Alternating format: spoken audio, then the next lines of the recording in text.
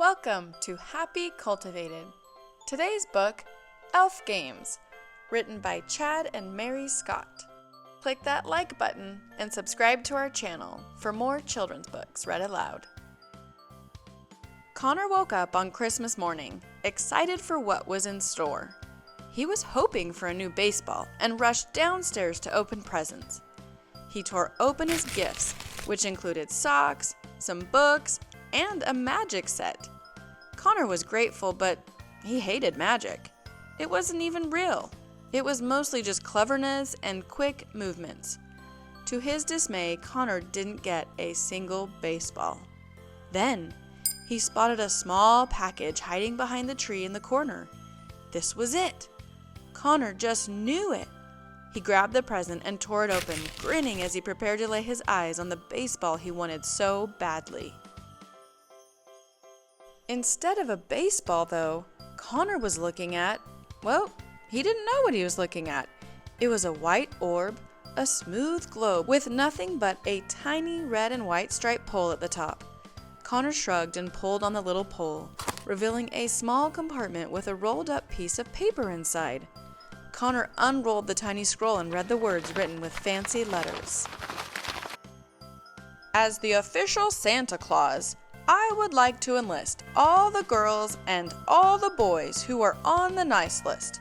Because you made the nice list, friend, you have a chance to play in some exciting Yuletide games right after Christmas Day.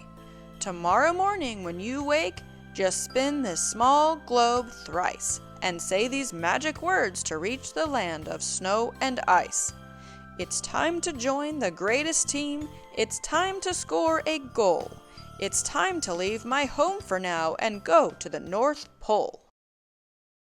So the next day, an excited Connor put on his sneakers and took the white globe outside. He read the instructions one more time and did as the paper told him. He spun the globe and said the magic phrase, causing the globe to light up with a bright, bright light. It was so bright that he couldn't see anything. As the light dimmed, he saw that he was somewhere else entirely. He was standing in the center of a court and read the words, Frosty the Snowman Memorial Gymnasium, written on the wall. Soon there were more flashes of light, and 9 other kids appeared in the gymnasium. They all looked around and started chatting excitedly. After a few minutes, they heard small footsteps and saw 10 elves running towards them. One of the elves jumped up on Connor's shoulder and spoke in a high voice. My name is Chocolate Chip Cookie, but you can call me Chip. Stand still so I can measure you. I'll make it really quick. Why are you doing this, you ask? Now please, let me inform. We need to get your sizes for a brand new uniform. 2 giant gingerbread doors opened and a reindeer-designed golf cart rolled into the gym. A man with a red jumpsuit and red sweatband around his head waved from the golf cart. It was someone that none of the kids had met before, but all of them recognized. Santa Claus! They all yelled. The golf cart came to a stop, and the old man stepped out. He smiled and quieted them by jingling a bell around his neck. He spoke with a deep, gleeful voice. I am Coach Claus, and I have formed a group of all the best. Now use your teamwork to succeed. Your skills will be assessed. You all are part of Santa's squad. Now, isn't that just neat? Hockey, baseball, football, too, is how you'll all compete. You know those elves that you've just met? You'll play against those guys. The Elf Games, it is called. Now give it your best try. Coach Claus led Santa's squad to the locker rooms. There they found stockings on the lockers, and each player had one with their name on it. Connor pulled out a red and green jersey. On the front was the name Santa's Squad, and on the back was his name and the number 11. As the team looked through their stockings, they all found sneakers made of tinsel ice skates shaped like little reindeer, and hockey sticks that were giant candy canes. Everyone looked excited except one little boy who sat on the bench with his head in his hands. What's wrong? Asked Connor, sitting next to him. I'm Connor, by the way. The little boy forced a smile. I'm Pete, he said. I'm just nervous that I won't be very good at this. I'm just not very athletic. Connor patted Pete on the back. "As long as we stick together, it'll be fine," he told Pete. "We're a team." Connor and the rest of Santa's squad made their way to the frozen lake, which was right beside a grove of gumdrop trees. The elves, also known as Team Toymakers, were already there lacing up their skates. Coach Claus skated up and jingled his bell as Santa's squad was stuffing their shoulders with teddy bears. He handed them a list of the rules and then started his pep talk. "You are here 'cause you're good. Now it's time to be great. So grab onto those sticks and lace up those skates. It is time to play hockey, the first of our games. I'll start out by calling each player by name. On Daryl, on Danny, on Pete, Jan, and Vicky. On Connor, on Rhonda, on Dawn, Liz, and Ricky. Keep your eye on the puck. Keep your eye on the ball. Now skate and play, run and play, pass and play all." "Coach Claus," said Connor, "the rules say magic is allowed, but we don't know any magic." The jolly old coach didn't hear him, though, over the sound of the cheering crowd. The referee, a carrot-nosed snowman, placed the puck, a delicious-smelling Christmas cookie, on the ice. He jingled a bell and the match began. Connor raced towards the puck and swung, but he realized the candy cane was shorter than he thought. All the hockey sticks were elf size. He had to bend a little lower, but it was too late. Chip took control of the puck and sped past Connor. "Block him!" Connor yelled at Vicky, the goalie. She bent forward to block the puck from entering the net made of Christmas lights, but the scent from the cookie puck entered her nose. She closed her eyes delightedly, allowing the puck to soar right past. 1 point for Team Toymakers. The elves cheered. It was Santa's squad's turn with the puck. Don, one of their best hockey players, maneuvered the puck down the rink and raised his stick. As he swung, though, his candy cane shattered against the ice. "What on earth?" Connor looked at the elves, who were sprinkling magic dust from their fingers on the candy canes. That must have been how they kept their hockey sticks from breaking. Coach Claus was on the sidelines with his hands on his head. 2 reindeer provided commentary from their booth made of blocks. "Now, Dasher, it's not looking good for the squad. How they even got here, to me, is just odd." "You're right, Blitzen. Not sure if they can come back. They'll have to improve on their plan of attack." Coach Claus jingled his bell and called a timeout. As they huddled, Connor had an idea. He pulled some stuffing out of the teddy bear on his shoulders and put it in Vicky's nose. He skated up to a gumdrop tree and pulled off the stickiest piece of candy he could find. He spread it all over his candy cane hockey stick, and his teammates did the same. "Isn't this cheating?" asked Pete. Connor shook his head. "The rules say magic is allowed. The elves are using magic to keep their candy canes from breaking. This is just our magic, cleverness and quick thinking."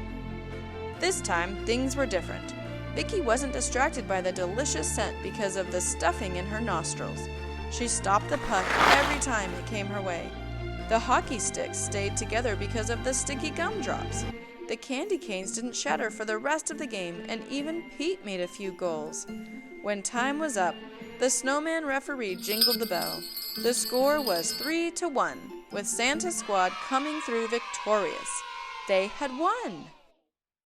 Santa's squad cheered, but the games were not over. Next, they made their way to the baseball diamond with an outfield covered in snow outside a dusty brown infield. There was even a chocolate fountain past the outfield fence. The crowd cheered for the elves as they made their way to the dugout. "Take me out of the workshop. Take me out from the toys.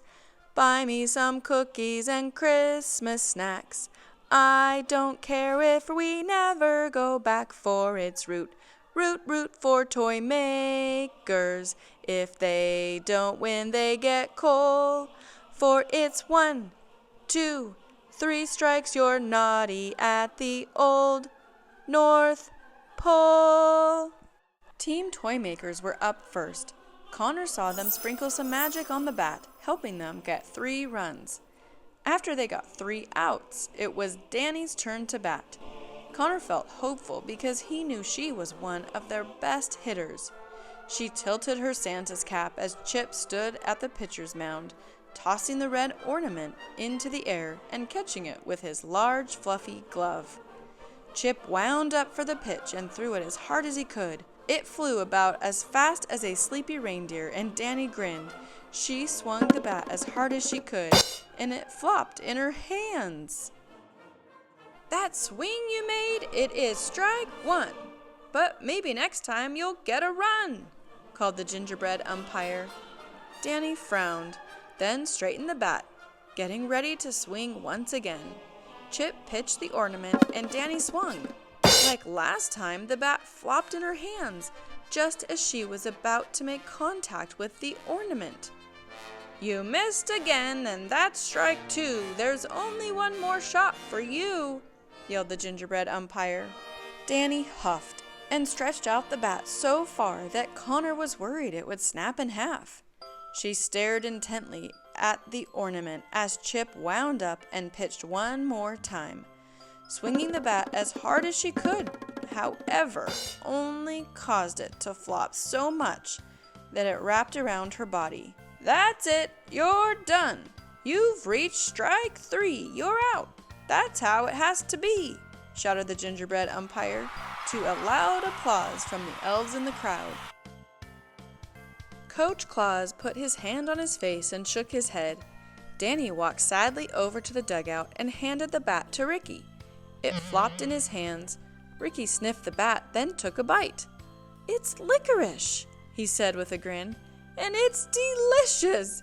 But we'll never win a game with a bat like that," said Pete, nearly in tears, "no matter how delicious it is."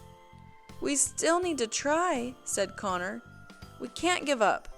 Still, Santa's squad reached 3 outs without even getting a hit. When it was Team Toymaker's turn to bat, they knocked it out of the park, literally.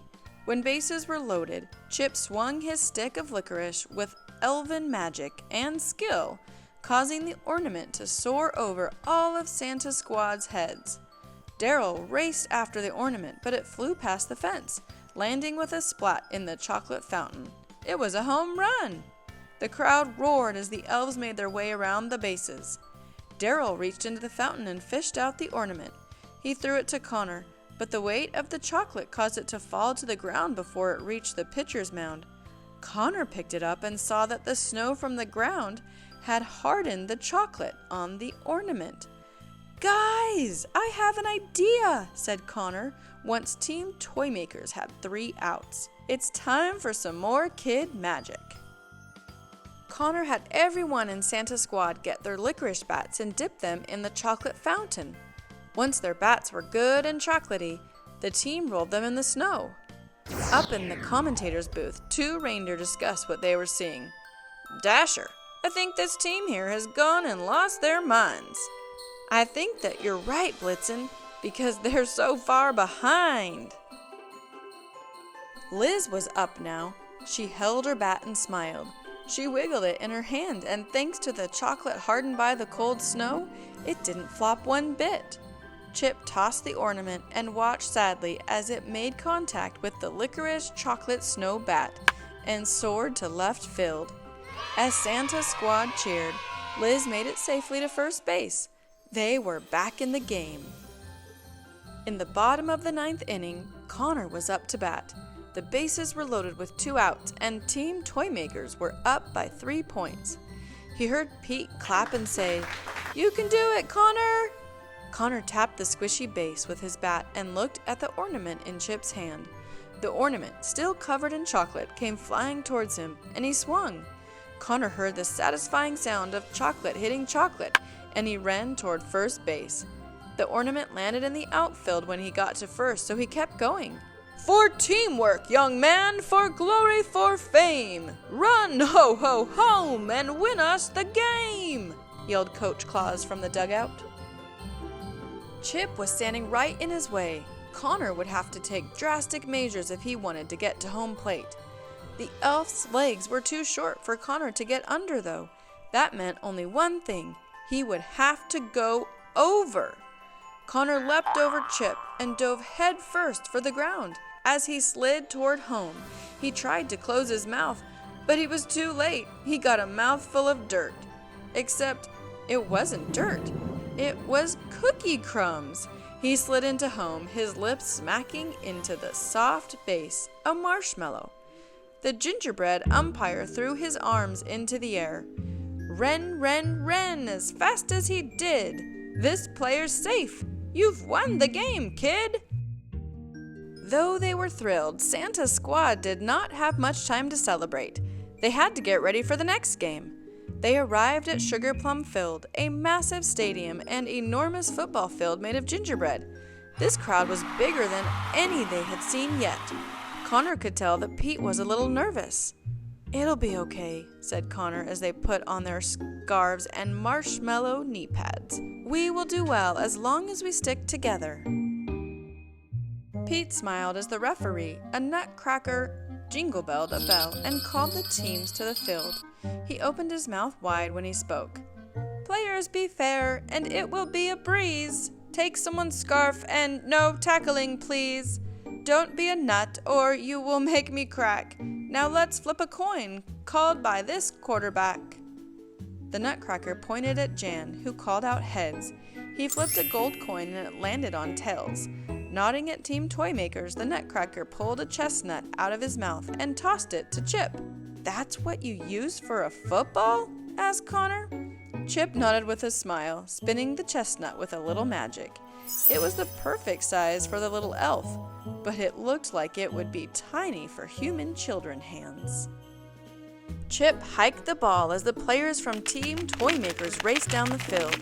Rhonda was able to end the play by removing one elf's scarf. After 3 passes, Connor came close to intercepting the chestnut. However, it was so tiny that it bounced right out of his hands. Soon, Team Toymakers had their first touchdown. "It's okay," said Connor in a huddle. "We just need to push through." But during the next play, no one on Santa's squad was able to catch the ball. "It's just too tiny," said Vicky. "My hands are too big." "We'll never be able to beat them if they can use magic to catch the ball," said Daryl. "And I'm sweating, making my marshmallow knee pads all sticky," said Pete. Connor smiled. "Sticky knee pads? Pete, you're a genius!" "Really?" said Pete. Connor pulled a piece of marshmallow off his knee and rubbed it on his fingers and palms. "Just one more bit of magic. I'd like to see that chestnut jump out of these hands." The rest of his team, except for their quarterback Jan, did the same. Their hands were stickier than glue.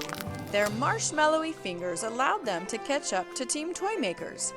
After a field goal, when Dawn kicked the chestnut between 2 Christmas trees, Santa's squad was only 4 points behind. Then, Team Toymakers got 4 downs, and Santa's squad took possession. But there were only 10 seconds left. Coach Claus covered his eyes with his hands. "I can't watch. It's just too much. My tummy feels so gross. I'll toss my cookies if I look. The game is just that close." Now it was Connor's turn to feel nervous. "Don't worry," said Pete. "You had a great idea, and thanks to that idea, we're going to win." "I wouldn't have had the idea if it weren't for you," said Connor. "That's called teamwork," said Pete. They gave each other a high five, forgetting that their hands were sticky with marshmallow. Uh-oh. The reindeer in the booth were feeling the pressure too. If Santa's squad pulls this one off, oh, what a shocking sight. It will be the best comeback since dear Rudolph's foggy night. The Nutcracker referee jingled the bell. Pete and Connor stepped up with their hands still stuck together. Chip noticed and chuckled. Jan hiked the ball and Santa's squad rushed down the field. Team Toymaker did a very good job at covering them. There were only 2 open players, Connor and Pete. As the clock wound down, Jan hurled the chestnut down the field. It sped towards the end zone as Connor and Pete, still stuck together, ran after it. They pumped their legs harder than they ever had in their lives. As the chestnut began to plummet to the ground, Connor and Pete slapped their non-stuck hands together around the tiny chestnut and their legs became firmly planted on the ground between the end zone Christmas trees. Santa's squad erupted in cheers. They had won! Ricky ran up to Pete and Connor. "How'd you do it?" he asked. Pete looked at Connor and grinned. "We stuck together." Coach Claus was laughing so hard that his stomach bounced like a bowl full of jelly. "We did it! We did it! We got a touchdown! The elf games are done! Our team stuck together! We eked out a win! And Santa's squad took home the prize!" said Coach Claus, so excited that he forgot to rhyme. The team lifted a large jug of chocolate syrup and dumped it on Coach Claus's head. Connor and Pete used some of it to melt the marshmallows from their hands and joined the team in the celebration. Both teams gathered in the middle of the gingerbread field as the Nutcracker referee handed each member of Santa's squad a trophy. It was a golden reindeer with a shimmering ruby nose. "Let this prize remind you that you should be a good friend. If you are, then you might get to come back once again," said the referee, munching on the football. Coach Claus gave all his players a huge hug and instructed them to press the red nose on their trophy. When Connor did, his trophy began to glow. He said goodbye to his teammates as he was whisked back home in a flash of light. He placed his trophy above the fireplace and smiled. It was the best gift he'd ever received. His experience in the North Pole and the friends he made were better than any baseball. Plus, he learned he didn't need a baseball to play baseball. Thanks for reading with Happy Cultivated. If you want your son or daughter to be interviewed by Santa on the Elf Games podcast, visit elfgames.com. Thanks for reading.